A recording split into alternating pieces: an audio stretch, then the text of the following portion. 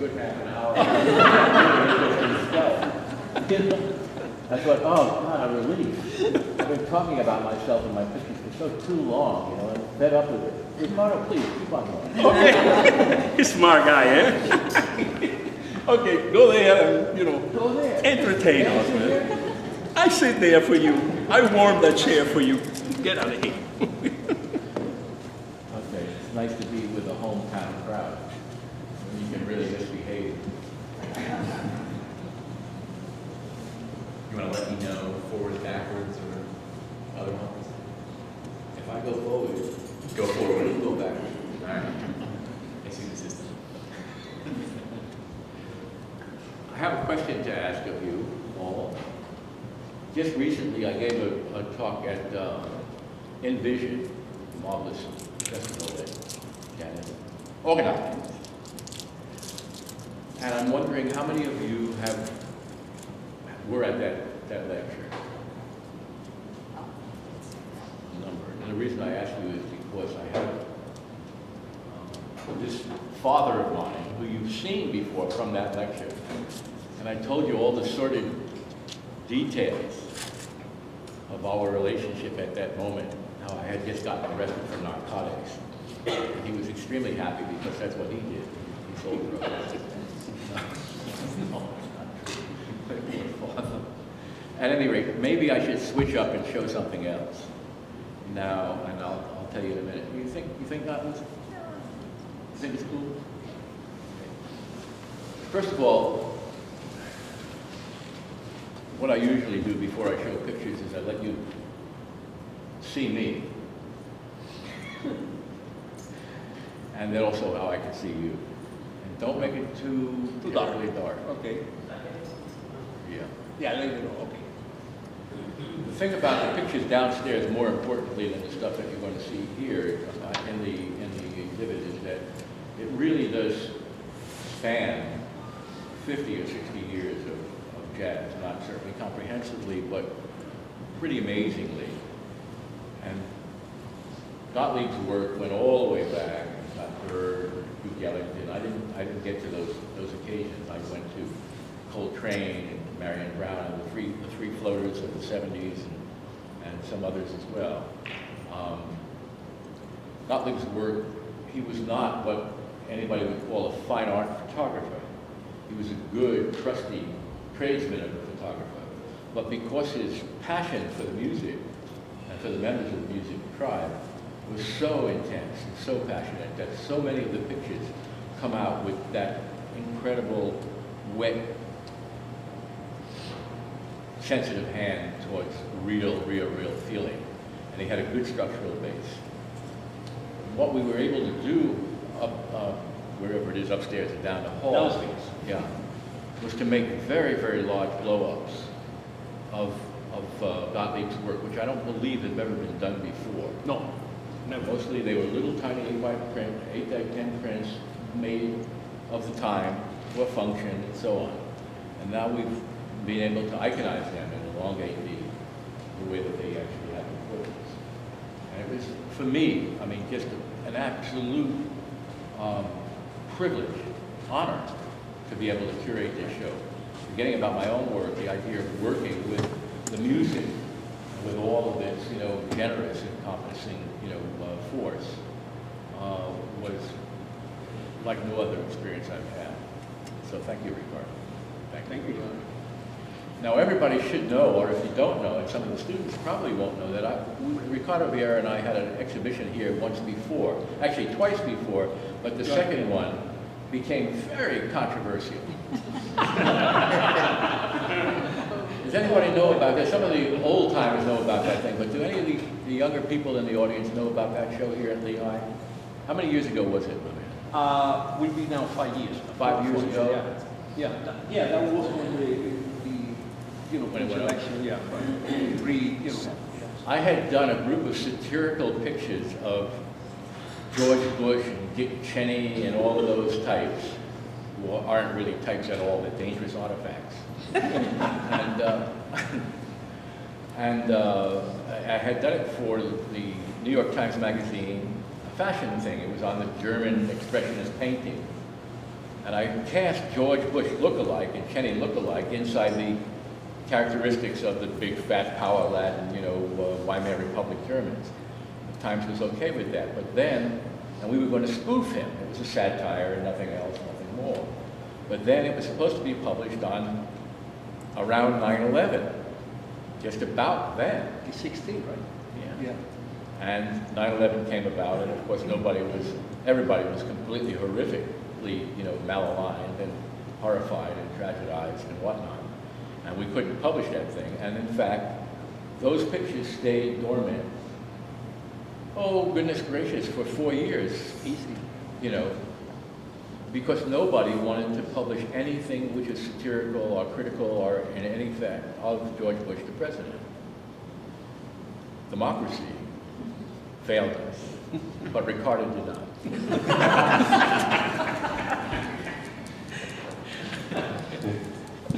He feels good now, yum yum.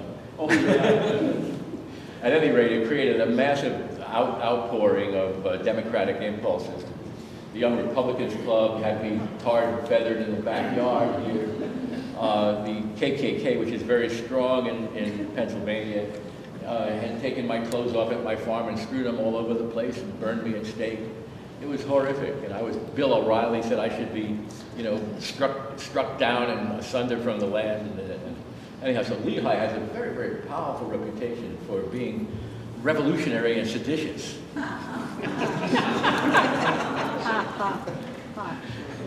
Which is an odd thing in a school which is basically funded by the military. Yeah. But I'm sorry to interrupt you, but I think that we also have to give credit to the provost at the time, who is right there sitting with us, who Okay. really backed us up, during No, I the know. very, very serious, difficult no, he situation. lost millions of dollars from benefactors. We know this is a fact, All the trucks from the university squadron of cars were all in the garage for 3 years. They couldn't be driven because of my stupid picture. Thank you. At any rate, I just wanted to clue you into a little bit of the history of Lehigh with its sense of courage. Now, when I give a lecture, if you would call it that, it's more like a conversation. And I'm going to show some pictures, I don't know which ones yet. And you can ask me questions as we go along. And I'll be able to, somehow or another, tap dance and fill you in on what the meanings might be. Okay? Okay. Okay. Now I have the whole book, which the show downstairs was gleaned from, Somewhere There's Music. That's up for grabs, about 95 pictures. There's a retrospective show which was shown at the Envision Festival, which is almost the whole of my life. There's Social Graces. And by the way, there's bad news about Social Graces' time and now. And that is that if you know the work at all, Jean Sabatine was my muse of the working class, so to speak. And she died about 3 weeks ago. And I just photographed her laying in state last week. And it was amazing to see her again after years and years and to realize how much I loved her. And photographed her was like gripping, but the only other person I photographed dead was my mother. And I think Jean was my mother too. So I don't have that picture with me, unfortunately. But then again, maybe it's fortunate because it's pretty grim. Maybe I'll show, let's show the jazz book. Want to? What do you guys want to see? I got boxing, I got fashion, I got the jazz, I got retrospective, I got hot dog. I got a whole, 9 yards full of artifacts, What do you think? Anybody want to take a stab out in the dark? Anybody? Sure. Yeah. You want to go there? Yeah? Consensus? You can see that I'm a very, very structured and disciplined speaker. I've been working weeks on trying to, tabulate and formulate this lecture. Very, very exquisitely uptight about it because I memorized it and now it's all gone lost. So, I'd like to think that my photography works in the same idiom that jazz music does, or any improvisational music anyhow.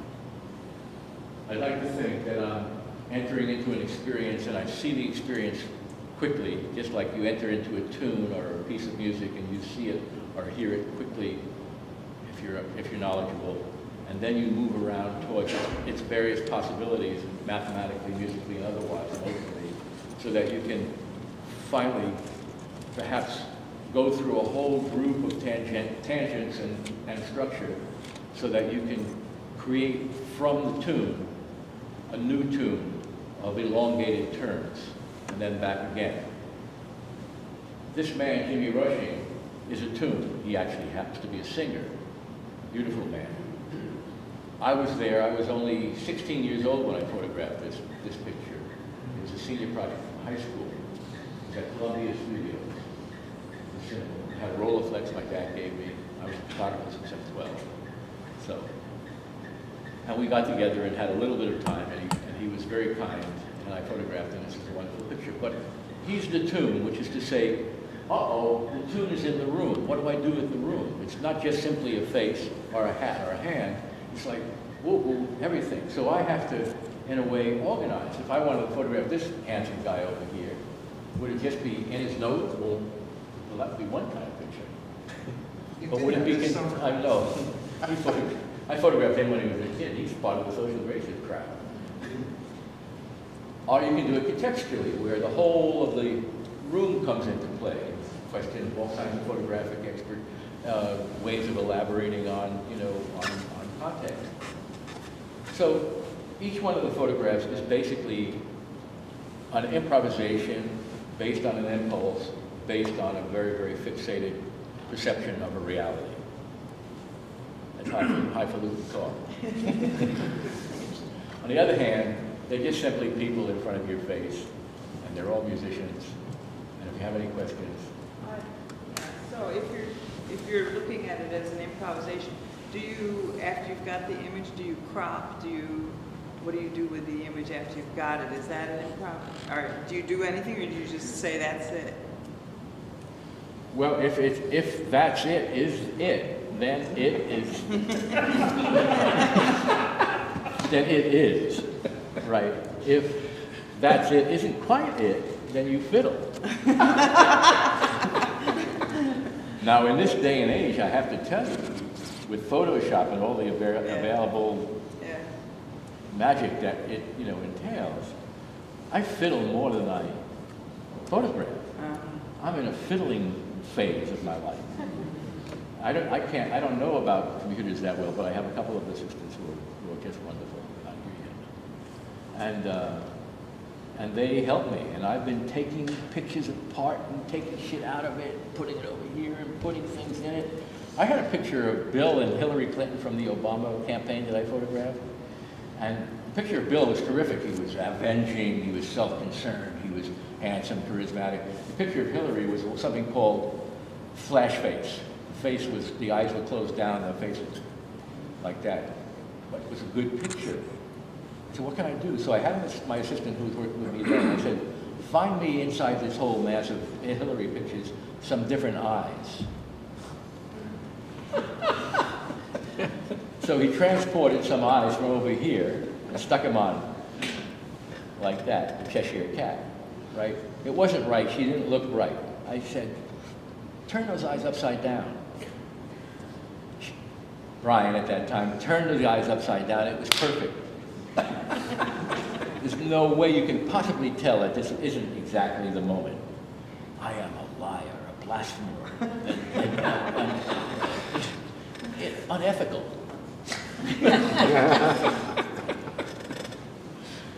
I'm proud of it. It's true. I mean, I really have started to go out of my brains and to do things. So, indeed, life is improvisation. I mean, we all think we try to keep a security together and everything like that, but you know how it happens. Things, whoa! All of a sudden, you're walking on a ball. Trying to keep alert. That's all it is. So, I always figured the biggest insecurity you could possibly want is to try to have security. Yeah. So, that's my life. Jimmy Rushing was a blues singer for a lot of people, but he basically was known with his work for Count Basie. back in the 40s. He was a very, very big man. He was called Mr. 5x5, and he was very, very kind. He was lovely then, and 4 years later I met him again at the Half Note Cafe, and I never saw him or called him again because I was shy when I was a kid, real shy, not like now. I was bossy and blasphemous. But, and he saw me from the bandstand. He goes, oh. And he comes down the bandstand and he says, hey, little boy, where you been? It's 4 years. I said, come on. You come up to the studio and see old Jimmy, you know, and you don't come back again? What's wrong with you? Could you imagine? Anyhow, it was a beautiful thing, and we had a friendship for the rest of that life. This is just a guy who I used to roommate with who played trumpet. These pictures are very loopy. They're not, many jazz books are pretty much basically portraits of, on one level or another, of all of the various luminaries. This book is not that way. This is a passing through in time. This is how the porpoise would swim through different levels of viscosity. This is about the 30 or 40 years that we passed through here, and about how it's been embroidered or adorned with music. It's Harlan, wonderful piano player. Could we have a little less light? So Oh, you can turn the light down now. I'm sorry. a little more black. Yeah, well, no, I mean, I'm not that handsome, but I have a few feet. How are we doing with volume in the back? Are we good? What? They're tiny bit louder? Go to the microphone. Oh, There's microphone. There's Yeah, two you got a microphones. mic there. You know, and you can go there. There's a walk and talk one and A then walkie-talkie. Oh, yeah, that'll like Yeah. Bow, bow, Yeah, yeah. bow, bow. Okay, can you hear me? Oh, yeah. Oh, yeah. All kinds of stuff is going to happen now. Okay, what is the next? This was up on 42nd Street. I can tell you the story of each picture if you like. Sure. This is up in 42nd Street. It was just a little rehearsal studio, and these were just not particularly known musicians, but they were up there renting the space, just playing the blues. And I happened to be on 42nd Street. I heard the music, and I just went upstairs and joined them. And that was the way that day went down. And that's pretty much at the same place. Wow. Oh, I love that photograph. Should I get out of your way? Isn't that awesome? Can you hear the octaves, the glissando, Yeah. by the nature of that vision?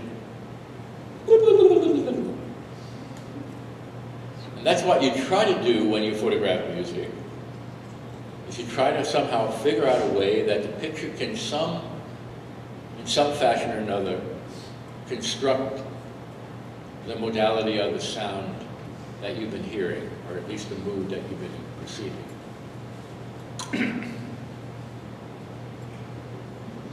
You'll see they're upstairs in the hall. There's actually the two front pictures. They really look good next to Duke Ellington.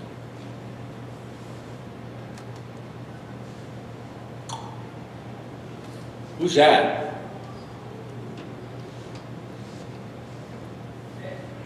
Is it Thelonious Monk? Huh? Do you know who it is? Yeah. It's Thelonious Monk. You know, in New York, back in the 60s, I'll tell you a story. You know how if you go to a jazz club today in New York, it's $30 to start with and $30 to begin with and $30 to start again?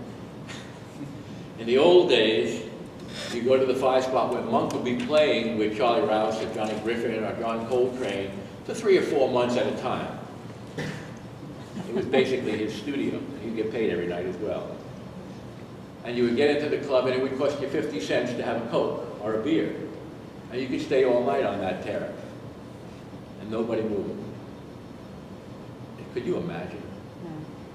That's what you would call a cultural city, rather than a city which sells box seats for $2,000 and stand up for $70.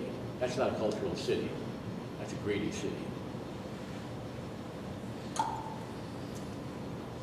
This was at the Cedar Bar. Cedar Bar was a famous bar where all the abstract expressionists were hanging out at that time. Rothko, Pollock, Motherwell, and these sad women of the world. That's Coleman Hawkins. There's a wonderful picture of him upstairs, down around the corner, by Gottlieb, playing. You can see it. Good one. Bean was one of they called him Bean, a hawk, was one of the best businessmen in the jazz music world at that time. He was really able to keep a band together and get them paid, get records done, split to Europe and come back and forth and not get into too many moods. You know, he was mean and tough and hard and exquisitely beautiful. One of the best players ever. That's Lightning Hopkins. Now, at this time, Lightning was on a gig, a date, at the Art DeLugoff's Village Gate, and Lightning Hopkins on one ticket and John Coltrane on the next. Wow. Could you imagine? Man! And I'm backstage, little me, smoking my reefer with my camera.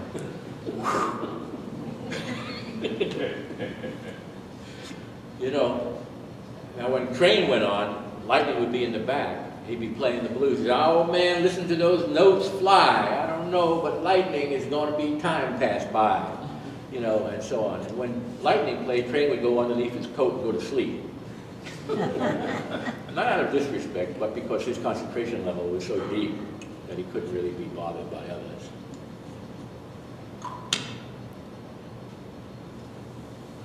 That's just, he was sensitive to light, so the only way he could read the music is by having a shadow on the page. No.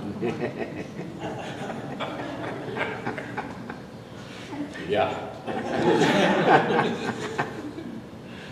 You said that. That's what I mean. Life is improvisational. I don't know where the hell that came from. Okay. That's Mr. Coltrane. Now, at that time, the critics were talking about Train. Well, Mr. Train was being talked about like sheets of sound. And that was my meager intent to try to interpret that level. It was when he was starting to move out into modes and different kinds of, harmonic strategy. Now, talk about fiddling. Do you think that white wall up there on the edge should be fiddled away? What do you think? But get your thumb, everybody close one eye, get your thumb, right? Stick that thing out of there and see whether or not it interrupts the flow of the picture and the whole nature of the picture. I'd take it out. What do you think? Take it out. Get it out of there, Yeah. right? Anybody want it in? Keep it. Keep it. Come on, let's hear for that. Come on. Tone it down.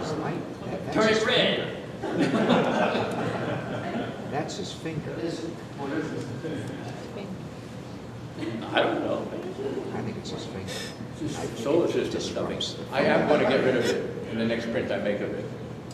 Because I've been looking at it for a while. I say, it doesn't kill the picture, but you take it away, and all of a sudden, all of the concentration goes on Train Space. And it becomes competitive with Train Space. So you say, well, is purity the issue, or is purity the issue? Purity is the issue. Right. Can you hear me? I keep on dropping this baton here. Okay, next picture. That's Coltrane's horn on an ornate chair. Okay. That's Coltrane sleeping to Lightning Hopkins.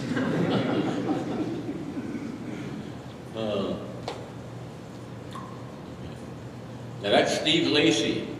Anybody know Steve Lacy? Some people do. Steve Lacy and Roswell Rudd. This is 1961.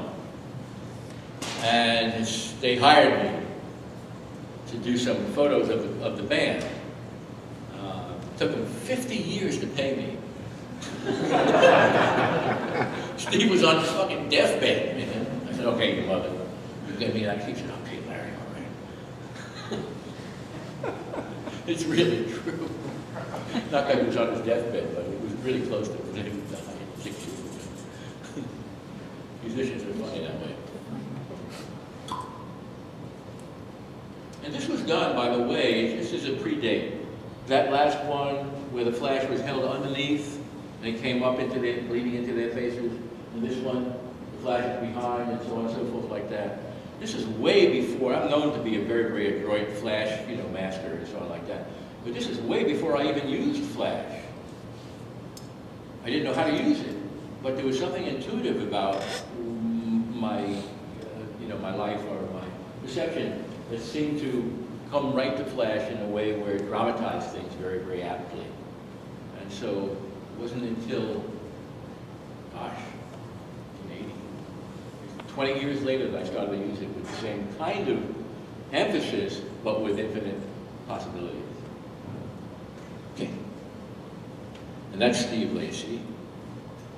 And after that picture was taken in front of the American flag, he left to live in Paris for 25 years.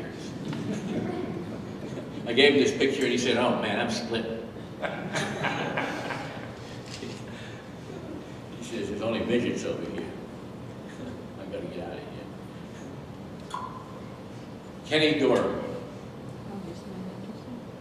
Kenny was a beautiful man. He was a teaching man also. He taught a lot. I taught with him. I started a photo program at HARUAC, which was an anti-poverty program in uptown.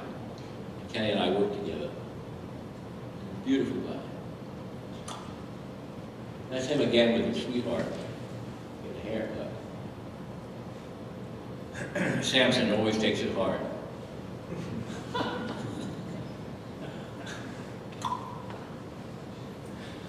That's Don Allen. You know Albert Allen? Anybody? Very, very, very raucous, far out, unbelievably, gifted musician who died early of something suspicious. That's his brother. Played trumpet, obviously. He and I had just dropped acid 45 minutes earlier. It was the last picture I took all day. As you know, acid does not particularly favorable for objectifying your context. He went on with the music. Music is fine. And Rennie McLean, when he was 20, is Jackie McLean's son. State Hall.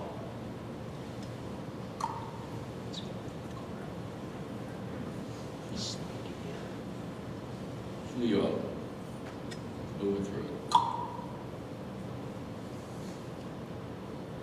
You have no idea, but this is one of my favorite pictures of all time.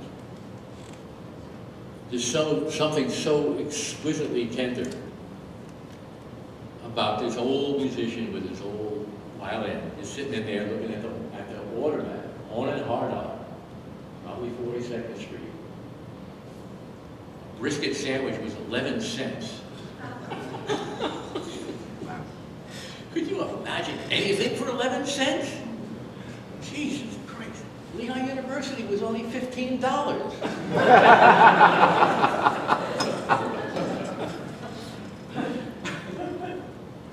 Where are we now? Living for money only.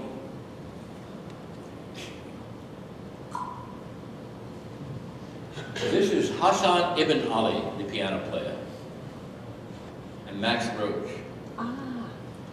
Hassan was a Philadelphia musician who only made one record in his whole life, and that was when this picture was taken. A friend who was supposed to be here but couldn't make it from New York, Alan Koenig, clarinet player at that point. And I found Hassan in Philadelphia, went to Philadelphia early in the morning to his mother's home where he lived and couldn't go out of because of agoraphobia or something like that. And took him, drove him all the way to New York to Atlantic Record Studios, where he did this gig. And we bundled him up and put him back in the car and drove him back to his mom at night. nobody ever knows about Hassan ibn Ali because she's a complete legend and very, very small, one record, etc. But I'm proud to say that Alan and I were able to give the world a record from Hassan. These other musicians knew about him very beautifully. He was like playing about the time of Bud Powell, Thelonious Monk, Herbie Nichols, and those. And he was unique to that time because his music was more like, if you will, imagistic, like Prokofiev, swirling and illusionistic and pictorial, rather than some of the other guys who were working in different kinds of modes. Beautiful player. You can still get their CD. It's called the Max Roach Trio with the legendary Hassan. If you're into that stuff, go for it. It's prime. Rassan Roland Kirk. Rassan played 3 horns at the same time. An alto, a tenor, and a scritch. Scritch is an African or some kind of other instrument. And a flute. And this and that. And he was a madman. And there were times that Rassan, who was a very, very good family man, had a beautiful little baby. He also had a very, very, very heavy taste of cocaine. And in those days, he would just have a line of coke on his horn. And just run up and down and played awfully well. This is not a drug lecture, by the way. I'm trying to acquaint you with the decadent nature of my soul. After all, I'm going to be 70 years old this year. And I've taken more substance abuse, lessons than most people, and I haven't learned yet. So I'm still alive. The bass player that we haven't been able to determine who it is.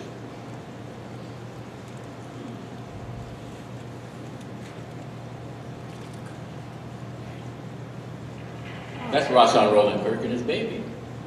Now Rassan was blind, so he used his hands and his mouth and his everything in order to move, forward in sensory perception. His wife was a beautiful, beautiful woman, so supportive. There's Mr. James Rushing, my pal by this time, and his grandson. It's the 5x5.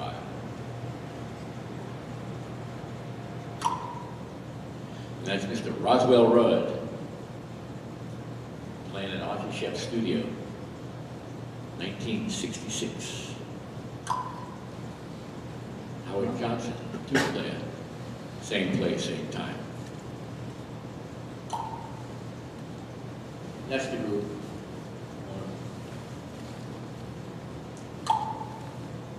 Marianne Brown just died about 3 months ago.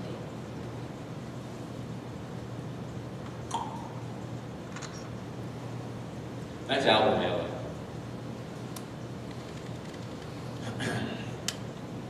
This music has been so deep to me, I have to make a very personal comment, and that is that now, in the last 10 years, so many people have been dying.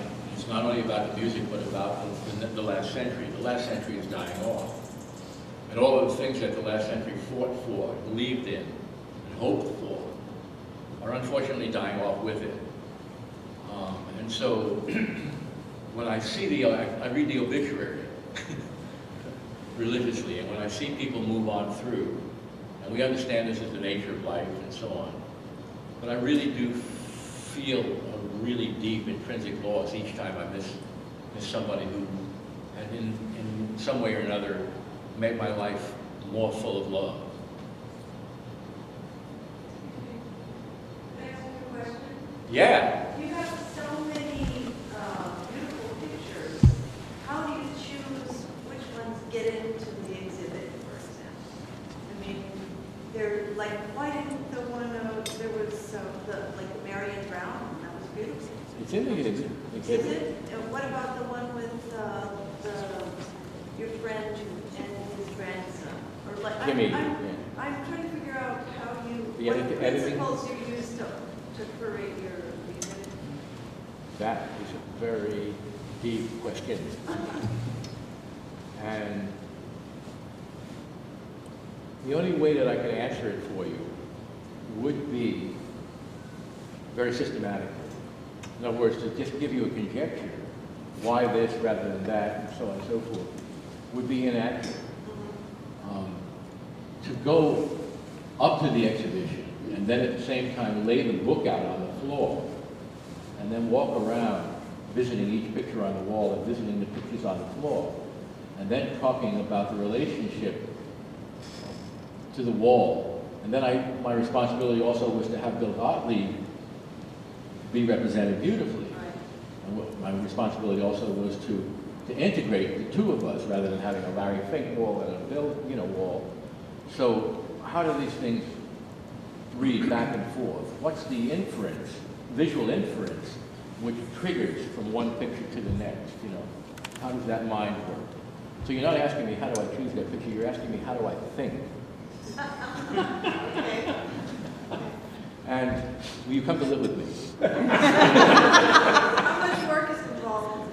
In thinking? with you? Come to live with you?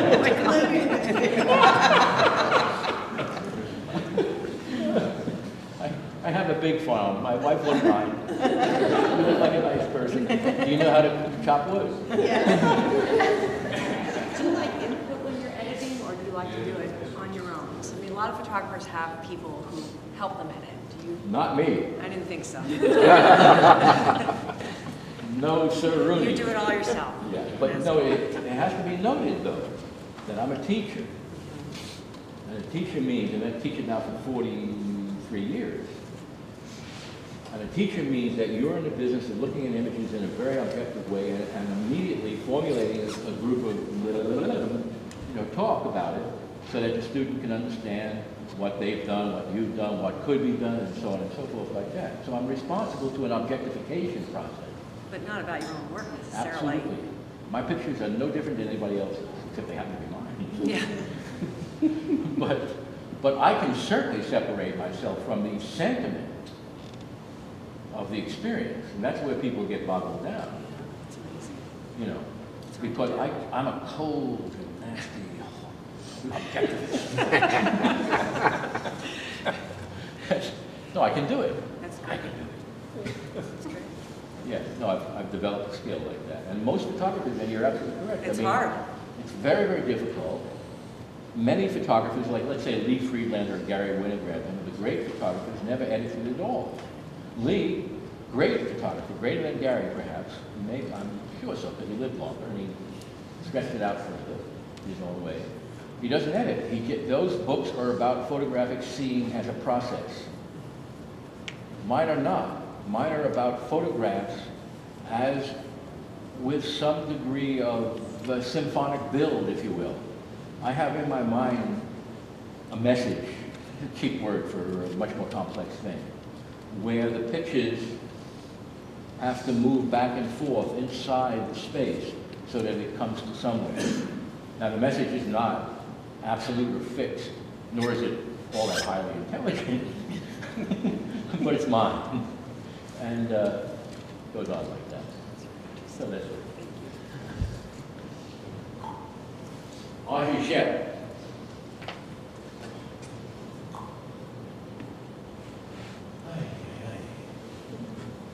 You know what's interesting about this picture? Anybody know? What'd you say? I can't hear. Looks like his office. Everybody has to get a microphone from this. Yeah. You see the hand on the bottom? The hand on the bottom creates tension. Because as soon as you see it, and it's actually looking to grab the glass, ostensibly to take it out of the frame. The hand on the bottom is another time signature. Time signature that a piano player, and I can't think of his name right now, but I'll try to find it later, is inside his own time, and in this case, musical and a very sensual time. The other one is a functional time, based on a sensual need, or even a biological need. Then the rest of the pictures go up on a diagonal like that. you think about cubism and structuralism and stuff like that, you'll see all of that.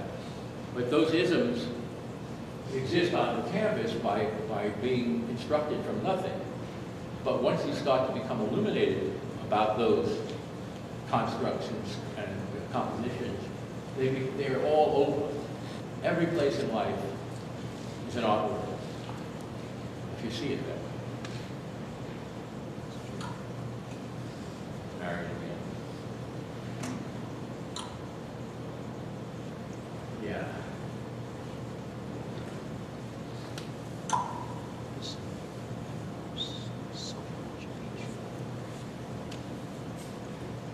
Give you a little help.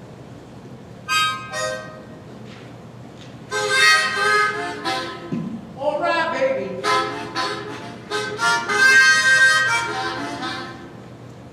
She's gonna come over and hit me.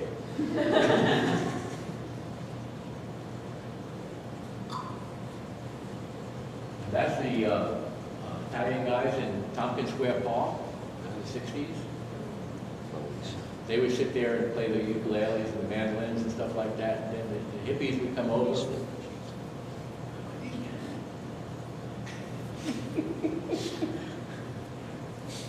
And so on.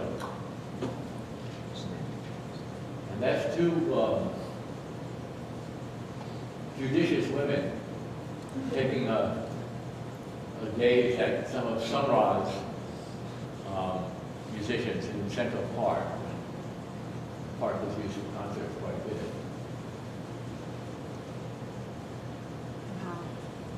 Everybody knows Sun Ra's music? Yeah.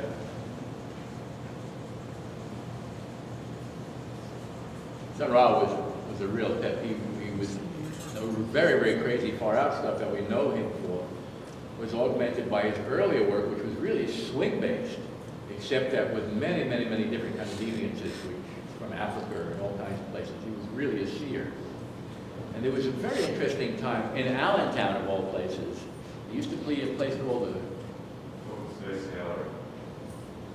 Open Space, yeah, up on the second floor, right? Were you at that event? Wasn't that a son of a bitch? Unbelievable, man. Here's all these white people, excuse me, in that space, you know, and they're all dressed up for a Saturday night business, you know, and they're all polite like Allentonians can be, you know, expecting culture like they should. And here comes Sun Ra with all these cats with costumes and African things and all kinds of strange and spacey attitudes. And the white people are like.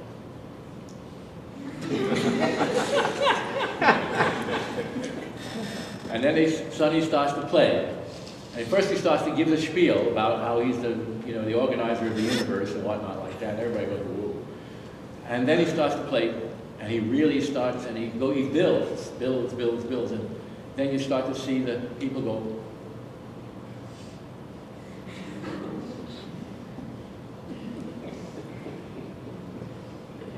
And they look around to see whether or not anybody else is doing it so they can do it more. By the time goes on, about an hour into this thing, oh, they're all running around the place naked. Anyhow, Sun Ra liberated them. It was really quite an event. You remember it in my words? They weren't naked, I know, Barry. But they were swinging. Be silent back there.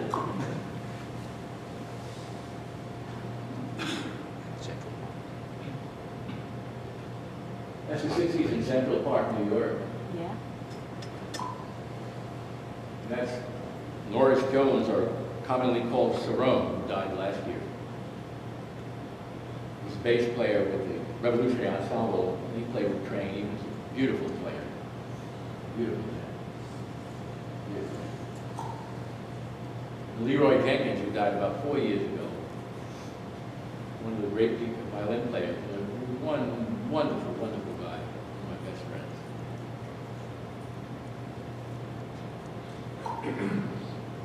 That's the two of them together. Iowa Laws on Christie Street.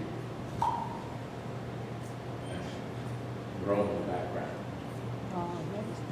And that again is using flash without using flash. In other words, I wasn't using flash as a mode of expression at that time. But the guys came up to the loft, we wanted to do some pictures, and I used the flash because I thought it was necessary.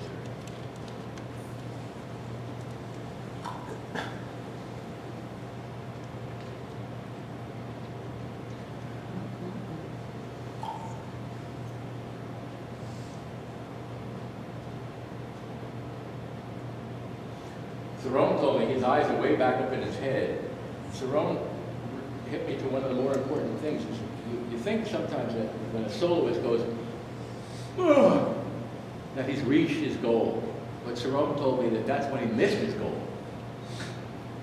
He was asking for it. No, the instrument or his technique on the instrument wasn't able to deliver him the relief. And he just called out for it in breath. Sheila Jordan, now 84 years old, still singing deeply. John Sabatini, one of the great violin players of the Philharmonic. He's from the Social Graces book off of Martin Street. Kid. And that's an underground, punkish accordion player of the 70s or the 80s. That's Roswell again, with Richard Monclore and others.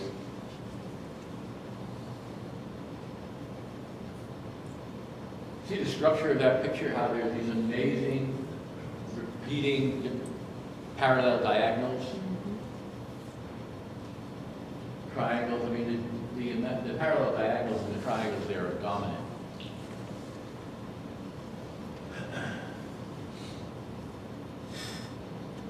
Really stunning. That's the boss. I was on assignment for Esquire magazine. Boss treated me badly.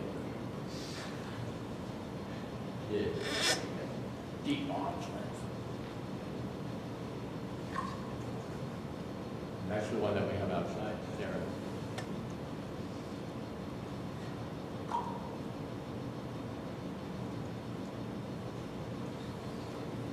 And she was not a jazz singer, she was just a singer. And she was in a kind of showy club for extemporaneous exhibitionists. That's her on the other side of things. Oh, I'm sorry, I keep on dropping the mic. Can you keep on hearing me? It's okay? That's Miss Pepper. They were the nastiest girls. Salt and Pepper crew. They were awful.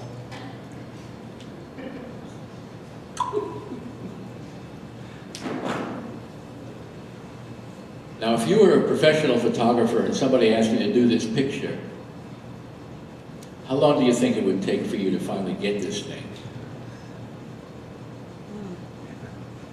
It would probably take you 3 or 4 hours before you finally came up with the solution to codify this picture. And he was just dancing, you know, and there was smoke and stuff in the club. And I just, and that's luck. Well, as a teacher, you know that when you see a kid who has luck 5 times in a row in the first semester, we call that talent. And then it's 10 times or 20 times in a row. We call that, we might have a photographer here.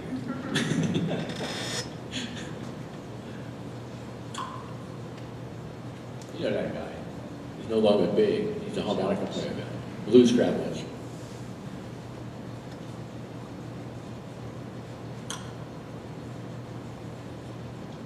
See the scratching of the piano? That's a homegrown protein, man. That's Gary Hassey. Fine player. That's the Village Vanguard, famous club.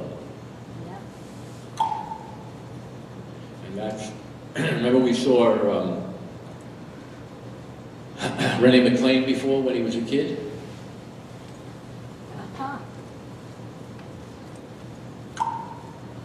That's Jackie McLean, his daddy. He's dead now too. And that's Brad Meldauer, fabulous player.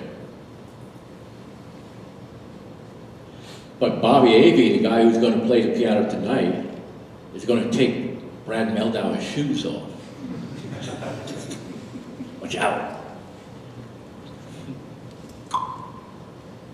Mark Turner.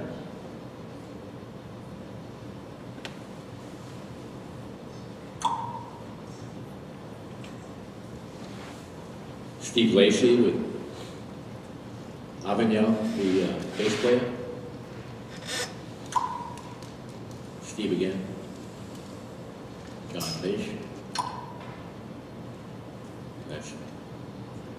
That picture was taken on a fashion shoot for GQ magazine. Wow. My fashion shoots are pretty extemporaneous. It's not like, oh, that's perfect. Let it all move around. That is more fun than other. And here's a classical, it's the Cleveland School of the Arts. I did a commission for the Gun Foundation Fellowship on the Cleveland School and photographed it for almost close to a year. It was a wonderful experience. These kids were so happy. I have so much expertise.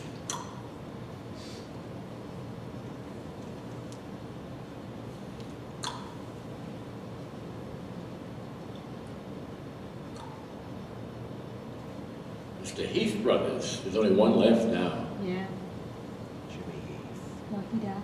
Yeah. So, Yeah, they're good guys. Yeah. He was at Leeds College. Bobby Watson.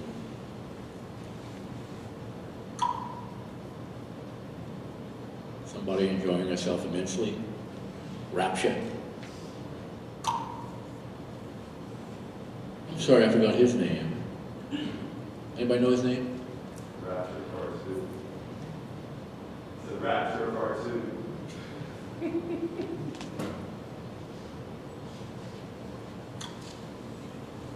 Roy Hargrove. There he is, taking a rest.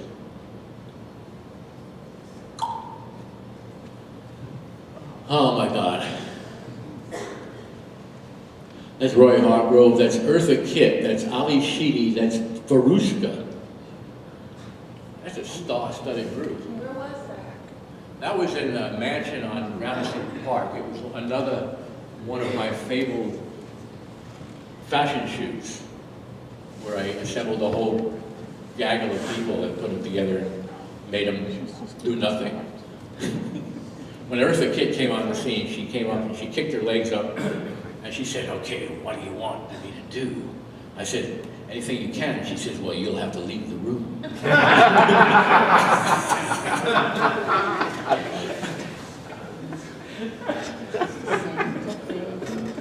She was really hot. God. This is a funny story about Little Kim. Little Kim, this was another kind of fashion shoot type of thing, and I had, doesn't it look like sunlight? It's not, it's strobe, it's flash. We're on this little balcony outside the hotel room, and I stuck the strobe out there like it was sun, and pop, and it's like sunlight. Well, the big guy there, who she's, jumping up on, is the manager of the hotel, who's come up to see whether or not how we're doing, because Little Kim, as she is Little Kim, travels with an entourage, a posse of 10, 12 reefer-smoking maniacs, who are going around the hotel, creating all kinds of stink and squalor. And, but it's Little Kim, right? You don't mess with it. So he comes up, and immediately, and my own mischievous self, I said, come over here. He says, Kim, jump up on him. And she's like, game for anything. And he's like, Oh.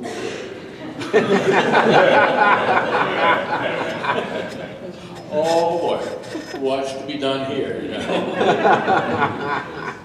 And he's not been immortalized in a book, for God's sake. I mean, I don't know what's going to happen with him. He won't rest in his grave. You know, when you go to New York and you see all the street musicians down in the subway system, once a year or twice a year they have an audition at Grand Central Station, which this is.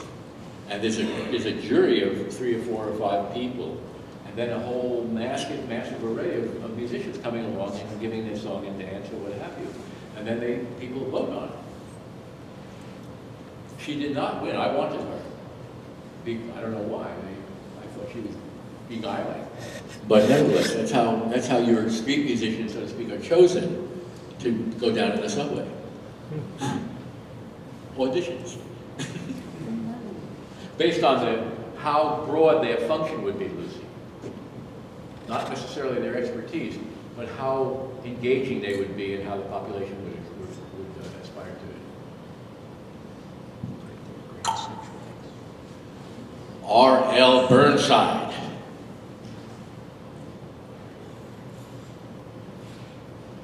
All right. Nasty. Yeah. John T. Ford, a blues monologuist, has talked.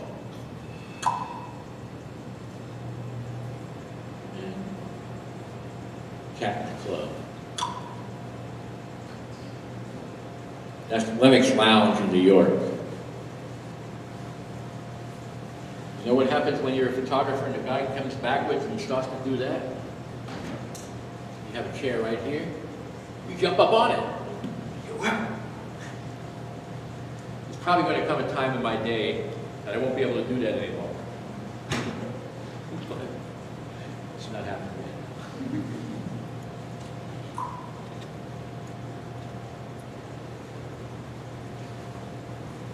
It's a raw picture.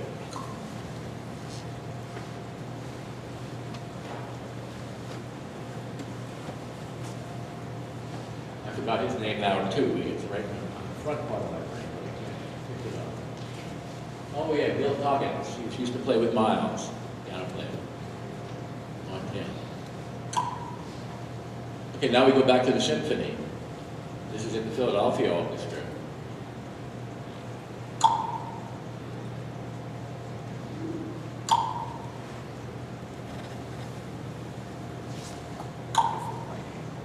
Bobby DeRoe.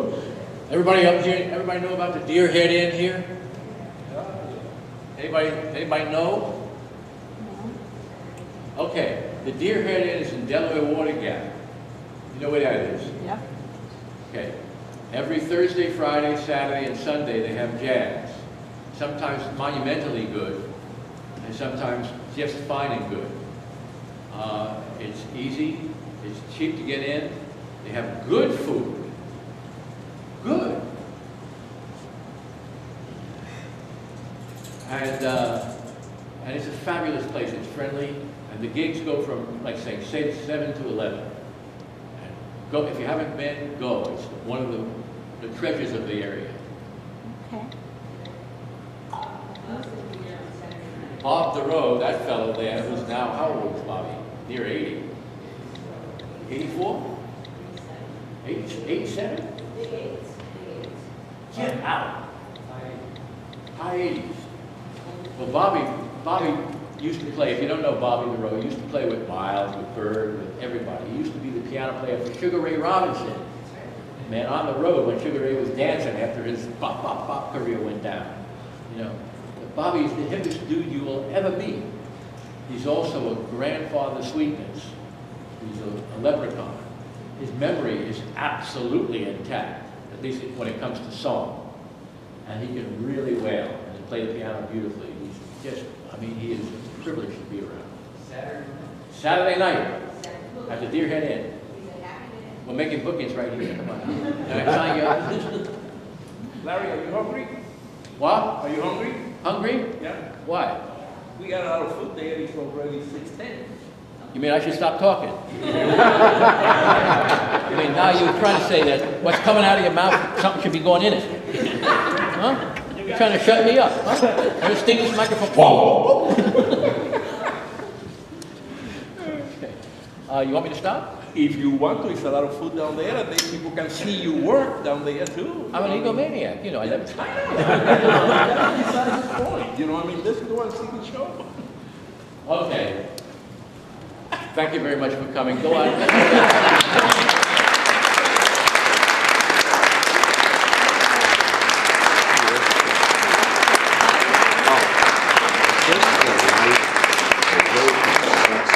Please go to the gallery, go to the show, there are some nice things down there. It is fabulous. That's wonderful. A lot of the big images you saw here, you will see it